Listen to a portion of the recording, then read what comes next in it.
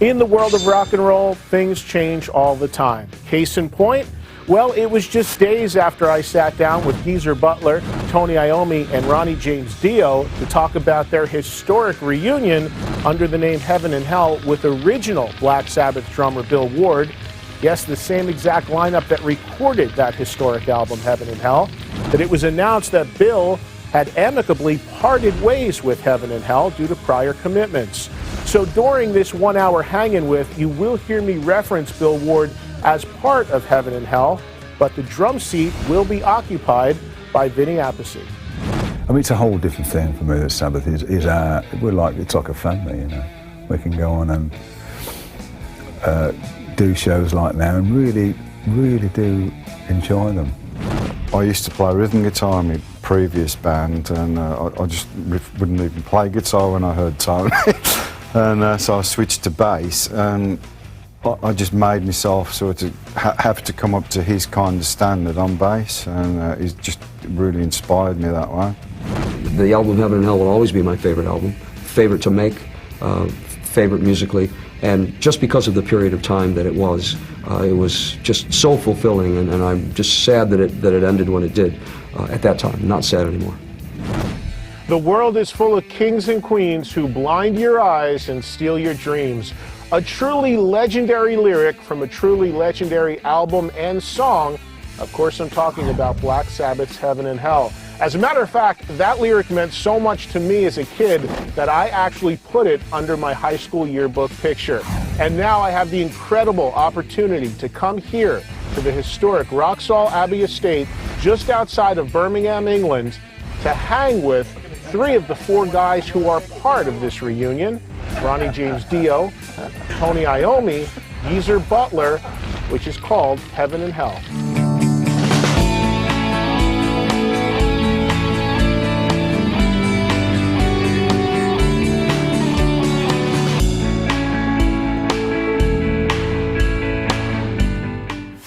Well, the 3 gentlemen sitting here I've had the opportunity to hang with in the past, and it's always been a great pleasure.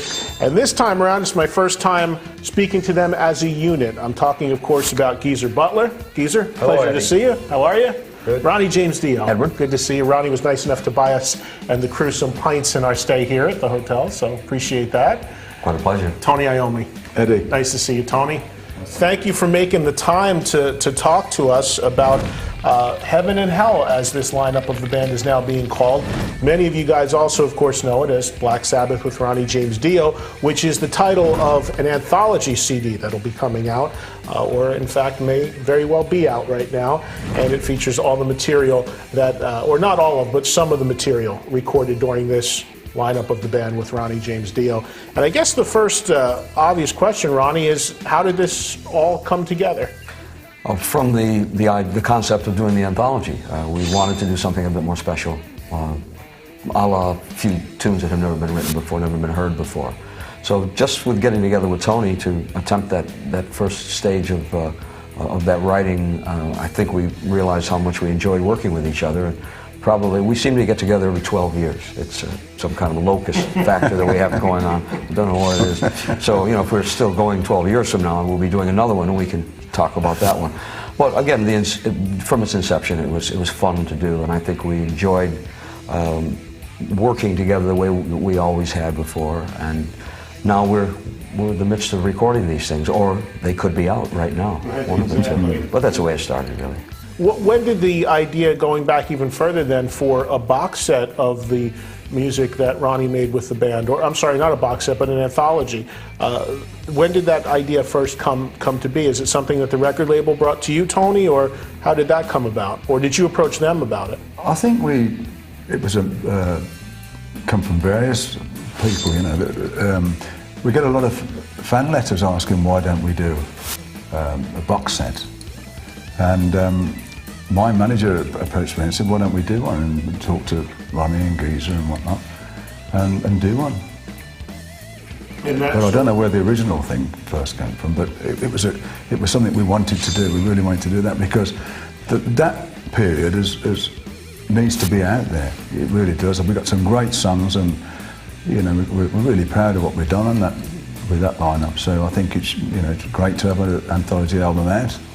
Well, we've talked about this in the past, both on camera and off camera, but there is a great sense of appreciation and respect for the lineup and the music that you made with Ronnie. Absolutely.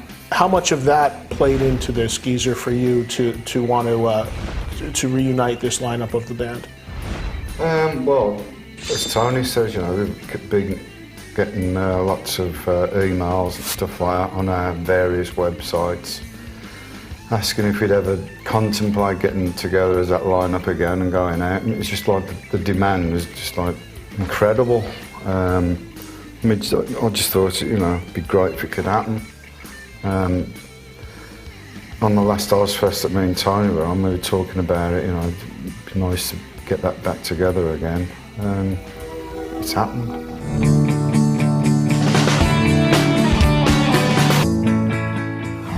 This historic reunion of this lineup of Black Sabbath was such a big event for us at VH1 Classic that it took all of 2 seconds for us to decide to get on a plane and come here to this truly amazing setting, the Wroxall Abbey Estate just outside of Birmingham, England, to talk with Heaven and Hell about Black Sabbath, the Dio years. The set includes music from the albums that Ronnie James Dio recorded as a member of Black Sabbath, and it also includes 2 brand new songs written by Ronnie and Tony. Where else but right here in Birmingham, England, at this truly amazing place, the Wroxall Abbey Estate, can we cover the reunion of Black Sabbath with Ronnie James Dio. I mean, after all, Birmingham is pretty much where heavy metal music was born and the original lineup of Black Sabbath first came together. And it was actually Ronnie James Dio's recommendation that we do this interview right here at this amazing, amazing place to capture the reunion, now under the name of Heaven and Hell. I want to ask you guys about the name, because it's many people are still saying it's Black Sabbath with Dio again, but you're going out under the name of Heaven and Hell. Tell me about that and why that is. Tony's looking at Geezer. Do you want to take it, Geezer? Well, I think because we've done, you know, we've got back together with Ozzy and that taken sort of, you know, re-established that version of Black Sabbath and getting in the Hall of Fame and all that kind of stuff. And it just have been weird after all that to go back and, you know, as yet another version of Black Sabbath. I think the people that want to come and see us know Exactly. we can call ourselves anything, you know, they'll know who it is. They have established their return with Ozzy and what they created, and so I think we just chose not to have to go that route. You know, maybe it's easier just to leave what that was alone and let people make their own determination. So Heaven and Hell is a nice label for it. After all, it was the album that put this section of the then Black Sabbath together, and so it'll speak for itself. And I think that way people will judge us on this work as well, rather than, you know, saying anything about relying on a name. They can judge us on the music rather than anything else. The CD is called Black Sabbath, the Dio Years, and the tour, when you guys do live dates, and I want to touch on that in a minute, will be under the banner of Heaven and Hell. That's how it's being structured. The album, I want to talk specifically about some of the albums that were made with Ronnie and the band, and of course, what better place to start than with Heaven and Hell. Were you aware at the time, I find it so fascinating that this album is so highly revered, because if you think about it, a lot of people would have written Black Sabbath off at that period of your career. Losing Ozzy and then making a record. And I find it an interesting parallel, because the same year Heaven and Hell came out, so did an album by AC/DC with a new lead singer, obviously for a different reason. And both of those albums, Back in Black and Heaven and Hell, are these, you know, these iconic and highly regarded albums. Did you at any time, when you were making it, what were your feelings, if you can take us back? Ronnie, you being the new guy in the band at the time, did you realize what you were recording in 1980 was going to be so special and talked about now 26 years later like this? No, I never did. I don't deal with, I'm a very pragmatic person. I just deal with life as it comes to me, and want to do the best that I can under the circumstances. And the circumstances were that we were starting on a new venture. It was, you know, a bit traumatic, I'm sure, for, you know, the guys in the band when Ozzy wasn't there anymore. After all, they played together for such a long period of time and created, you know, this form of music together. But I just enjoyed, for a start, you know, writing with Tony at the time. I enjoyed writing and playing with Geese. I loved doing the things with Bill. Bill's a very special person and a very special kind of percussionist, as he calls himself, and not really a drummer. But it's very true. He's a very thoughtful kind of person. But I took it as it was. But what you don't understand, and what maybe a lot of people don't understand, is we had a hell of a lot of problems to do that album. I mean, we started it in LA and ended up in Miami doing it. Who knew what was going to happen? We were kind of outcasts at that particular point. We seemed to be men without a country, men without a label. We had a label, but men without a manager, and men without feet. We were men without hats. We were men without everything at that particular point. So I think the fact that we had to work so hard to overcome all of the problems that were laid in front of us made that album so much more pleasing to us, that we were able to go, ha, see, check this out. But we didn't do it thinking that, wow, we've written the greatest songs on the face of the planet. We just happened to write what we felt, and what we felt happened to touch the vibrations of a generation of people at that time. Anything you want to add, Tony? I think, you know, believing in it, we knew we had, so I knew we had something there really special. I really liked the songs we were doing. And it was a big change for us, you know, to come from what we were doing with Ozzy. And it was a different style of writing with Ronnie. It's a different way. And it was a real good challenge as well. And it really worked. And the songs were great. And it was a lot more scoping, certainly for me, to be able to play with solos and stuff. And the way Ronnie sings, it opened a new door into the side of the music we were writing. How did it feel for you, Geezer, at the time when you were making Heaven and Hell?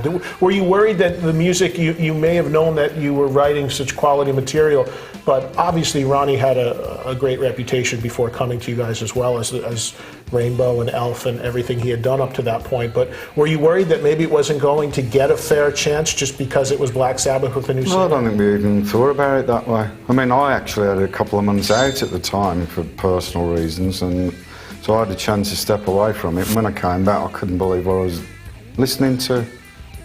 It's just, you know, incredible. Yeah. So I was seeing it as an outsider as well as being in on it. Right. And no, we didn't even think about, you know, the challenge of the post-Aussie thing or anything like that. We just liked the stuff that we were doing, and that's all we wanted to do. One of the things I love so much about the record, and it's actually what attracted me to the record initially before I'd even heard it. I was a kid at a boardwalk, and I won the record, and I picked it off the wall because I loved the cover so much, and I thought it was such a cool cover. I didn't know what Black Sabbath was at that point. I just said, that's a cool cover, I'll take that one, and that's how it all started for me. Tell me a little bit about the album, the concept of the cover of Heaven and Hell, and the origination of that. Do you want to take it, Ronnie? Yeah, it wasn't something that we had conceived, that we said we want someone to do three angels, you know, playing cards and smoking a cigarette. They presented us with three different looks. I only remember two of them. One was the one that, of course, is the Black Sabbath cover for Heaven and Hell. Another were I think, four bishops or something in a line of some kind. I remember there's a Japanese one. Yeah, there were three, weren't there? I don't remember, you know, what the other ones were. I only remember seeing this one and thinking to myself, wow, that's unbelievable. Because what says it better than Heaven and Hell? And you've got, you know, these angels doing bad things, as far as somebody is concerned. I thought they were great things myself. So I think we were all, you know, of a mind that, wow, this is really special. So it was just one of the things presented to us, and we all, of course, agreed that it was something we should use.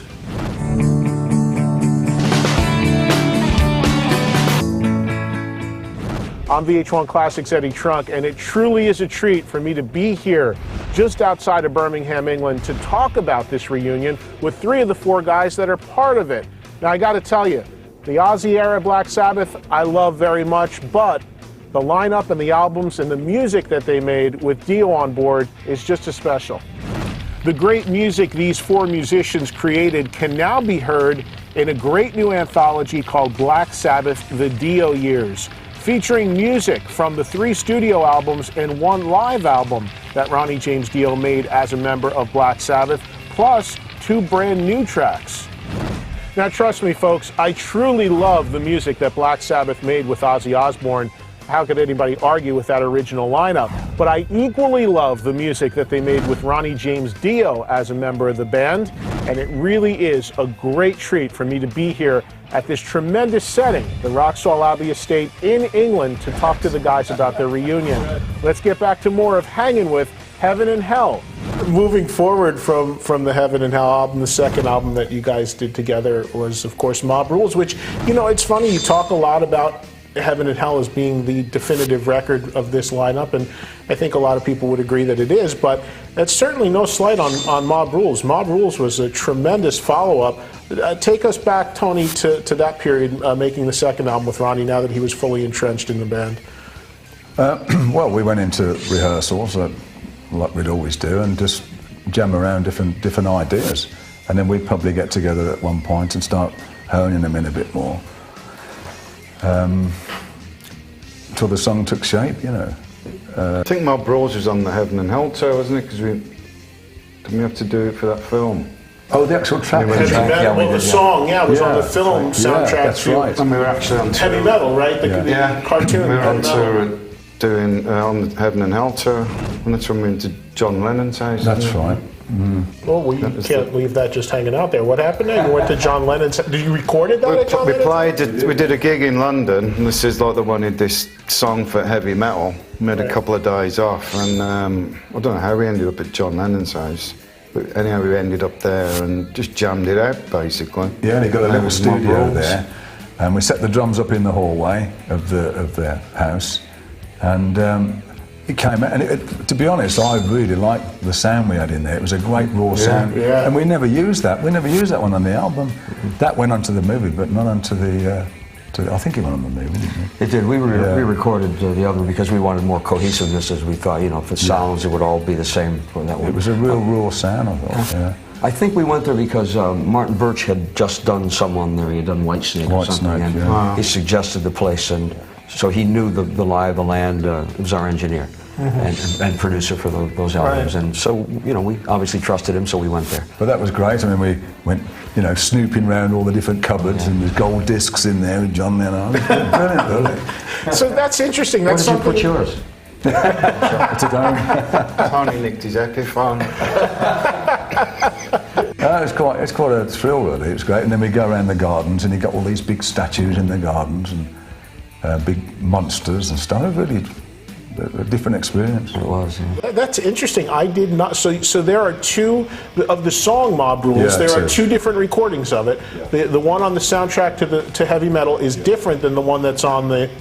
Completely different recordings, and the one on the Heavy Metal soundtrack was recorded at John Lennon's house. Yeah, but we used the beginning of the one we'd done at John Lennon's, the part before the Mob Rules comes in. We used that. We used on bass and stuff. Yeah, E5 150. We used that. We done that at John Lennon's, and then we used that part with the other recording. If you know what I mean. Yeah. Ronnie, I wanted to ask you this question earlier, and I didn't have the chance to, but. When you were first approached to join a band like Black Sabbath, coming from Rainbow, what was your initial thoughts? Were there any reservations on your behalf? Did you jump in full? Did you want to talk to the guys a little bit about it first? What were your feelings? Well, I needed to speak to everyone first. You know, I mean, I think if you don't have some kind of rapport instantly, it would never work for me. I'm too much of a control freak most of the time anyway. You know, I mean, I like to be in control of my own destiny, and therefore, speaking to the guys, you know, I found out, you know, especially I spoke to Tone first, and found out that we had similar likes and dislikes as far as the music that we wanted to make, and that Tony was very open to what I could contribute to it. So right away, that was pretty easy. But you know, it happened differently than that for us, because I went to the house that the guys were rehearsing in for what was going to be, I believe, the 10th anniversary. They were going out to tour and to writing songs, and I went to the house that evening, and Ozzy wasn't there. I guess I wouldn't have been there had he been there anyway. And Geese and myself and Tone and Billy went into the rehearsal place that they had, and we actually wrote, kind of finished off Children of the Sea. So it was almost an instant audition for all of us, and it just worked. And I think, again, Guy had a lot of personal problems he had to deal with. He was gone after a few days, so Tony and I kind of carried on and found that we really did have a lot of the same attitudes and wanted to carry this farther. So it had to work personally first, and it did. It was just an instant personal thing with everyone. I mean, I liked them all so much. When did Geezer and Tony, when did Ronnie first come on your radar? I imagine it was with Rainbow that you first had said that's a guy we'd like to work with. Was it that period? I'd first heard him in Rainbow, and then I met him at a party, didn't we? Yeah. Don's, wasn't he? Oh, yeah. The first Britt Eklund, wasn't it? Britt Eklund, yeah. You remember those things, right? I'm a hard woman to forget. Yeah. In more ways than one. Ronnie, for you, there's been a number of Black Sabbath compilations up to this point that did not include your music. Mm-hmm. Now you've got one that includes nothing but your music. I imagine that's got to feel good for you to know that the spotlight's being shined on that era of the band again. Yes and no, I think. I mean, I don't want to demean what this is going to be, of course not. Otherwise, why are we doing this? I mean, if the purpose of it all at the end of the day is for everyone to go out and buy it, I guess, isn't it? But, you know, money has never been a problem for me. I don't mean that money hasn't been a problem to have it, but it's never been something that I'm worried about. I've always believed more in wanting to enjoy what I did. And doing this is a kind of a means to an end. I'm back enjoying what we had started before. Again, I'm very happy that I'm happy it's out there. It's nice to have your name in front of it, but it's not something that I ever thought about or longed for. It just happens to be something that's there. And again, it's the means to this end, which is most important, that we're going to be playing this music live again and doing, you know, two to three new tracks. There was a music video, I believe the first production type music video that Black Sabbath made with Ronnie James Dio as the singer from the Dehumanizer album for TV Crimes. And it's a video that we play on VH1 Classic quite a bit. What are your recollections of making that music video? Do you have any thoughts? Being scared to death because it was right after the LA riots. Yeah. Oh, was it really? Yeah. That's when it was. I mean, it was like, that's where we had to film it. Tell you what, the hotel was empty though. You guys have now reunited and spent a little bit of time. We should tell viewers that at the time we're doing this, it's still very much in the early stages of what's to come, and you're just kind of take us through the process you're at now and where you are in the recording of 2 new songs. I'm told, Ronnie told me the other day there's actually 3, but probably 2 that will be on the CD, right? So get us up to speed on the here and now with what is now being called Heaven and Hell. Well, we really all got together yesterday, so that's how new it is.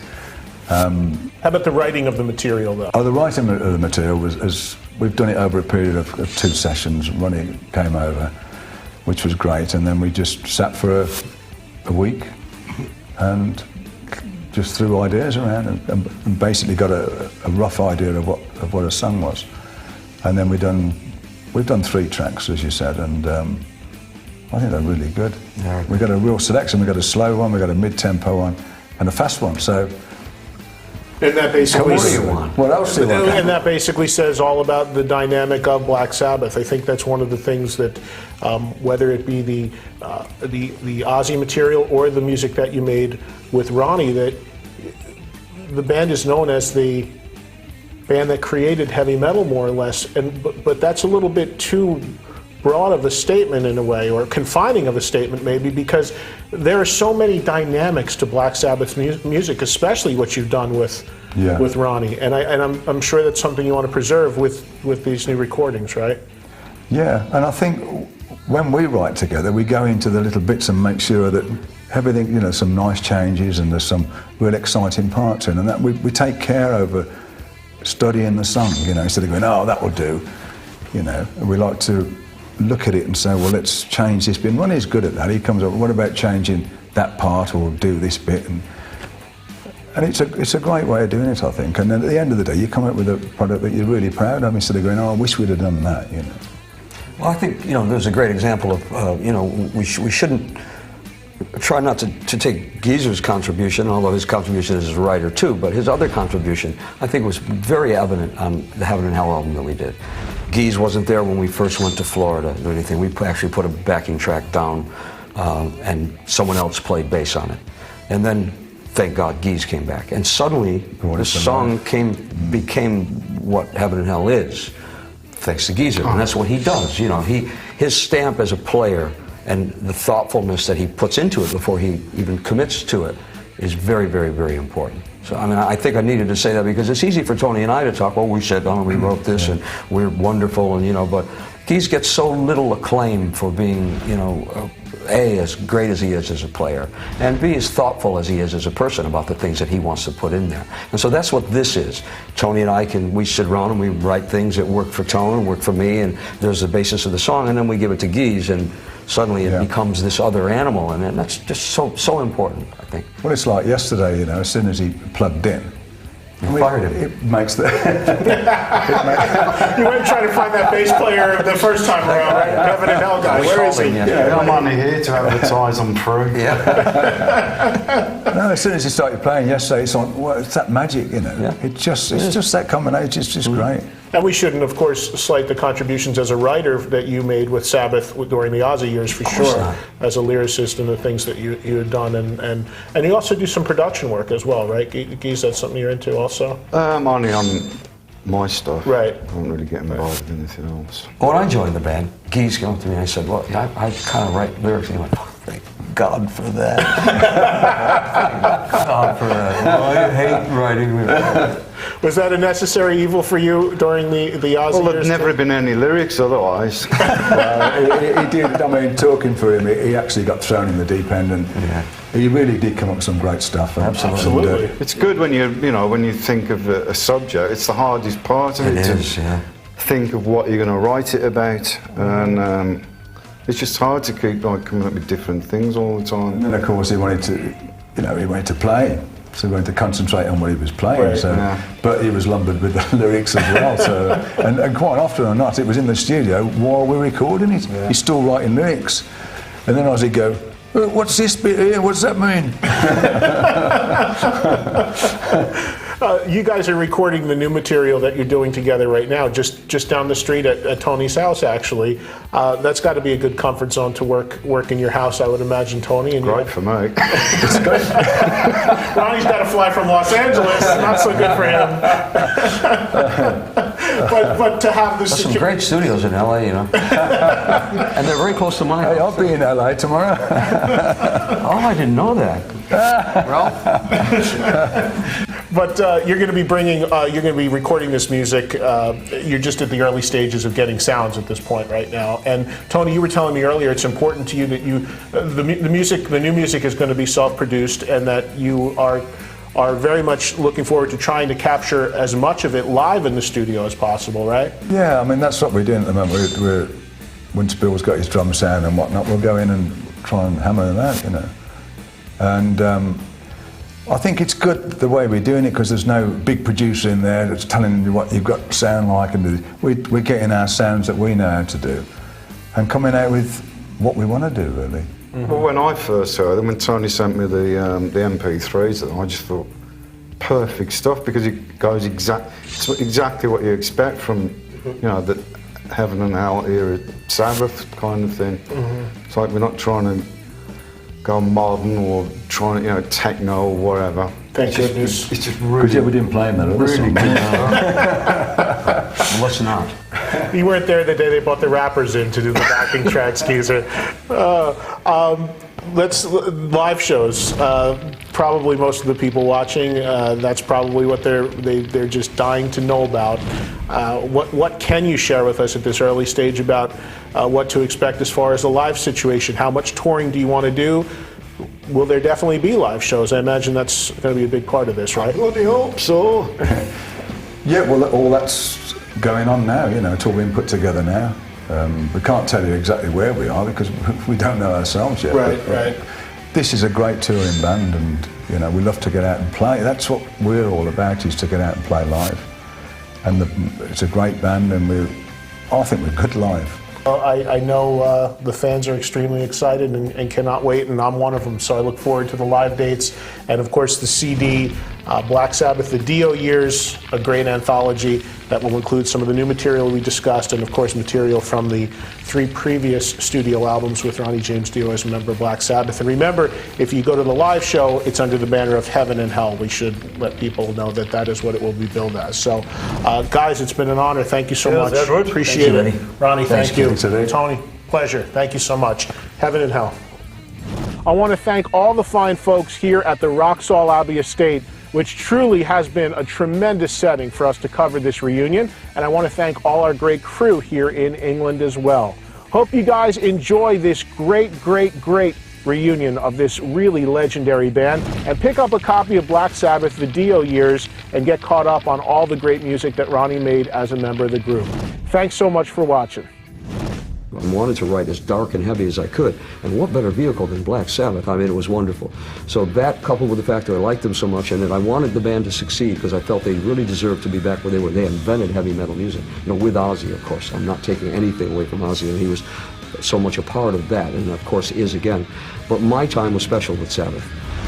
I think we're more enthusiastic than we ever been, the older we've got. And we really enjoy being in a band together with each other.